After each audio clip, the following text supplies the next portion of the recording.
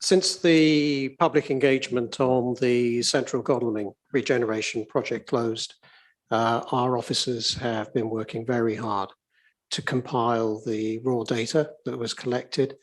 And so with your permission, I'd like to take this opportunity to brief members publicly on the responses we've had. I've asked our development program manager, Debbie Smith, to present us with some slides and some graphics that will capture that while Debbie's loading that, hopefully while the technology is, oh, there we go, it's a brilliant. So just a quick reminder, we've been engaging on the most viable concepts and options for developments on 3 sites that we already own in Godalming Town Centre, the council offices, Crown Court Car Park, and the Wharf Road Car Park, all for reasons that we've covered at length previously. This public engagement was unprecedented for a project at such an early stage, because it was intended specifically to inform and shape future decisions that still have to be made. And on that note, I'll hand over to Debbie. Thank you very much, Debbie. Thank you, Mark. So, hello everyone. My name's Debbie. Debbie Smith. I'm the Development Programme Manager and Officer of the Council. So, I just want to go through some of the process that we took for early engagement and some of the themes that have come from that project. So, we completed a number of information boards which were at the Berries in the office and available online. We had a survey of about 10 questions, which was live from the 1st of August to the 31st of October.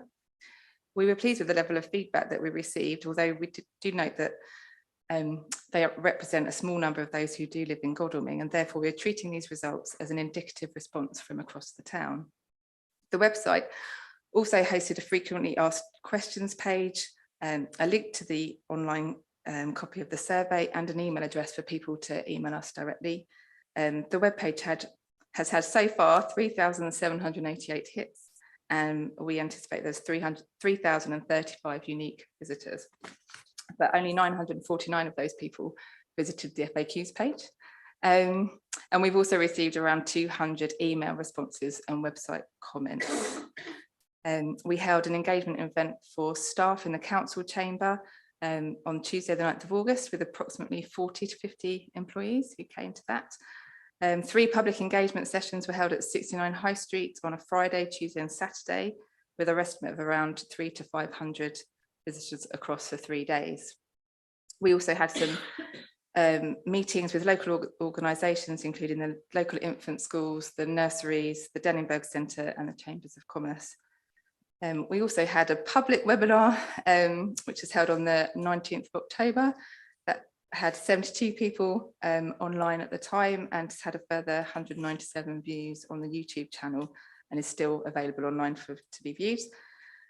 We made a video of Councillor Merriweather to explain the proposals, and that's had over 1,000 views on the Waverley YouTube channel as well. And Councillor Merriweather has also answered a number of the questions at Executive in October and November. So just to give a bit of a recap on the themes of engagement, we chose to engage early on in the process about our objectives for the sites and some of the outlying concepts. These were to address our sustainability commitments in regards to the current office building, to see if we could bring forward genuinely affordable housing in the town centre, whilst maintaining the same amount of public car parking spaces run by the council. So before progressing with this early engagement, we obviously completed some work and assessment. So we assessed dozens of concepts across the 3 sites, which kind of created a multiple permutations across the scheme as a number of sites and options. We therefore, in the engagement, had to talk about the work done so far, especially in relation to the constraints of the sites. We had to explain those and why we got to the concepts that we had. And just to reiterate, those were concept rather than detailed design.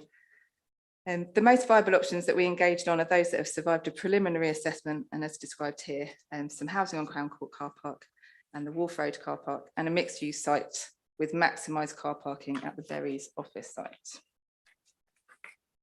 So just to focus on the questionnaire, we had 994 responses over the 3 months, and this was our main source of feedback as to, from the engagement.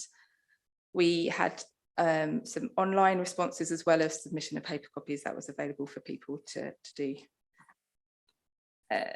So our first couple of questions, just finding out about the people that were answering the survey. You can see here that most who answered the survey were a resident of Godalming, but a good number from those who worked in the town as well. And the majority were visiting the town centre more than once a week. So here we can see that 824 people selected the resident of Godalming, and just to note, there's 22,000 people in Godalming, so proportionately quite a low response rate in that sense. So questions 3 and 4 again. In terms of why people were visiting the high street, it's clear here that the majority were shoppers. Nearly half they were supermarket shoppers, which is obviously this end of the high street with Waitrose and Sainsbury's, the eastern end of the high street. And travelling to Godalming, it's clear people travelled mainly by car or foot, which is consistent with our proposals about providing for both cars and pedestrians. So question 5, I'm sure you're very familiar with it, so I won't read it, but we tried to kind of get an overall sense from the respondents about how they felt about the project.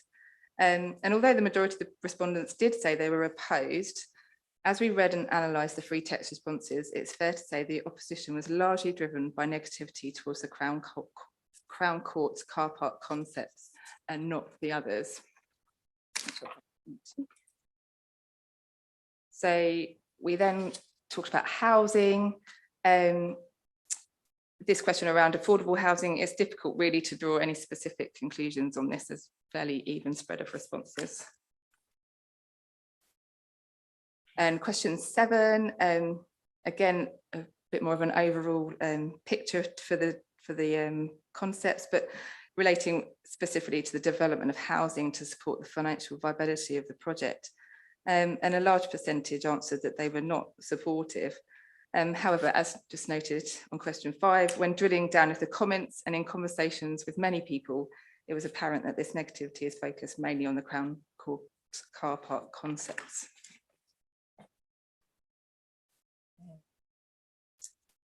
So we also wanted to understand people's desires for what type of housing might be needed in the town centre. Again, not any real clear definitive conclusion on this. The red is a mixture of housing types. In the engagement period, we did have some questions about why there was no option for no housing, which we acknowledged by saying we've had the free text boxes in the questionnaire and people were able to email us as well about that. This was an opportunity for people to prioritise the activities that might be offered on the Berry site. Some of those already do. And we can see that public car parking came first with office space for our tenants and then community space. But the more interesting slide is this one in terms of, this was a Wordle based on options that people wanted to see it on the Berry site. So lots of really good and exciting things there. Some that we absolutely are able to protect and enhance, and some that are not within our gift, but a really interesting slide. Back. So just a bit more on the actual analysis of the survey. So when we read through all of the free text comments, and it was very clear that many people were specifically concerned about any loss of convenient car parking at Crown Court, and they were not necessarily opposed to the whole scheme development. And you can see we've got a number there of people that had specifically said they're opposed to that concept on Crown Court car park. Furthermore, we've got 35 people mentioned positively the development on the Wharf and the Berries, and we could Also, we picked up a lot around the relation to the potential impact on the high street, often linking this to concerns they already had around the high street as well. Aside from the questionnaire, we had formal responses from the groups listed here, and they will be available on the website in due course. And one to note, we've had close engagement with this Godalming Town Council, who do represent the 22,000 residents of Godalming. Their Environment and Planning Committee have confirmed they are broadly supportive of the proposals, as long as the housing is no more than medium density at Crown Court. So that was a good response. So themes and what we've learnt. To try and summarise the feedback. So we think there's clear support for continued mixed use on the Bury site, including the redevelopment of the council offices, community use and parking. We think that people were disappointed that due to the planning constraints, it restricts housing on the Bury site.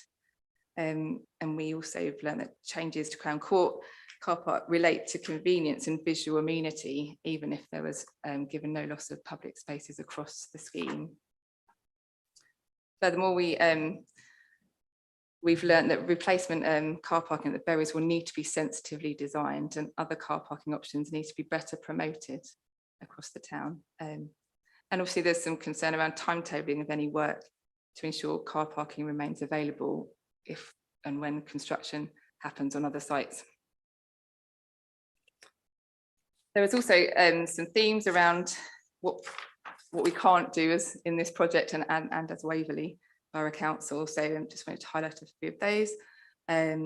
Concern around the high street and the empty shops on the high street already. We wanted to just clarify that the Borough Council does not set the business rates and only retains about 5% of the rates collected, and we can't set those rents. In terms of provision of healthcare services and road and cycle networks, those are the responsibilities of the County Council, and we obviously pick those up as themes of concern. I did want to also note that regarding traffic and cycling, that there is going to be some consultation through Surrey County Council and the LC Whip in 2023 coming forward for Godalming Central, so that will be an opportunity to engage. Just to clarify some of the messages as well, some materials messages did get lost.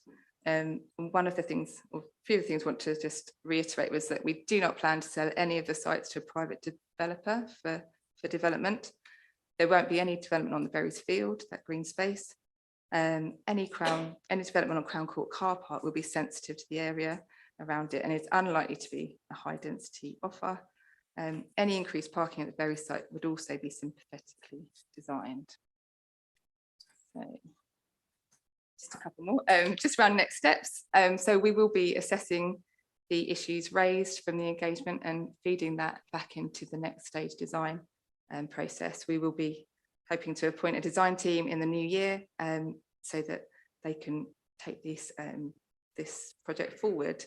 It will include re-examining the Crown Court car park plans to see whether lower density housing brings forward a viable scheme, and to retest the viability of housing on the Bury site or other council-owned sites.